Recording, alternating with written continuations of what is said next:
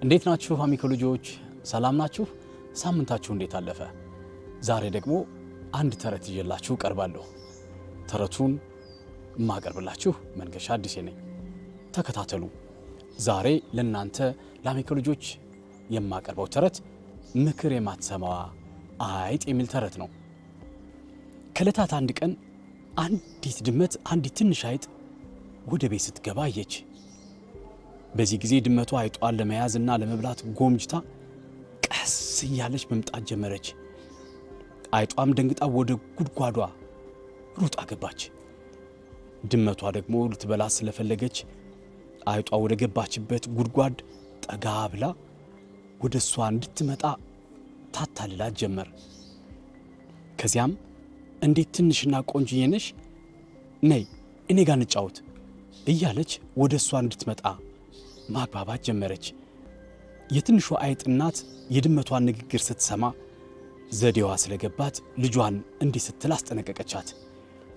ታይ ልጄ አትሂጅ፣ ድመቷ እያታለለችሽ ነው አለቻት። ድመቷም ተስፋ ሳትቆርጥ ለአይጧ እንደገና ነይ ትንሿ አይጥ ከኔ ጋር እንሂድና ተመልከች፣ ብዙ አይብና ፍራፍሬዎች አሉኝ፣ ሁሉም ላንቺ ይሆናሉ አለቻት። በዚህ ጊዜ ትንሹ አይጥ በጣም ጓጓች። ለእናቷም እሄዳለሁ እናቴ፣ ሊሄድ ነው፣ ሰማሻት? ብዙ አይብና ፍራፍሬዎች ላንቺም ይዤ ልምጣ አለቻት።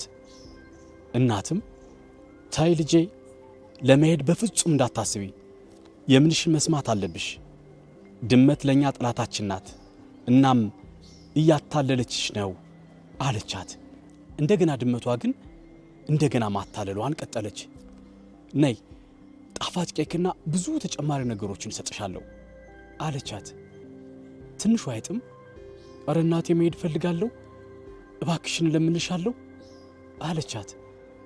አይ ሞኝ፣ ተይ አትሂጂ፣ ስታታልልሽ ነው፣ ልትበላሽ ነው አልኩሽ፣ አርፈሽ ተቀመጭ አለቻት ቆጣ ብላ። ትንሿ አይጥ ግን ድመቷ የምትጠራቸውን ምግቦች መተው አቃታት።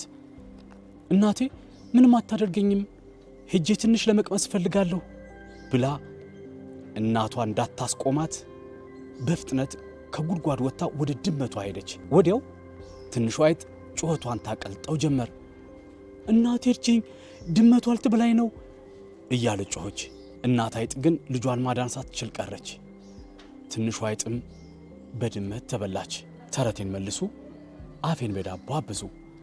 አያችሁ ልጆች፣ ትንሿ አይጥ የእናቷን ምክር አልሰማ በማለቷ ለድመት ራት ሆነች፣ በድመት ተበላች። ስለዚህ ልጆች የታላላቆቻችን፣ የአባታችን፣ የእናቶቻችን ምክር መስማት እጅግ በጣም አስፈላጊ እንደሆነ ከዚህች አይጥ ተማራችሁ አይደል? እናመሰግናችኋለን። ሳምንት ደግሞ ሌላ ተረት ይዘንላችሁ እንቀርባለን።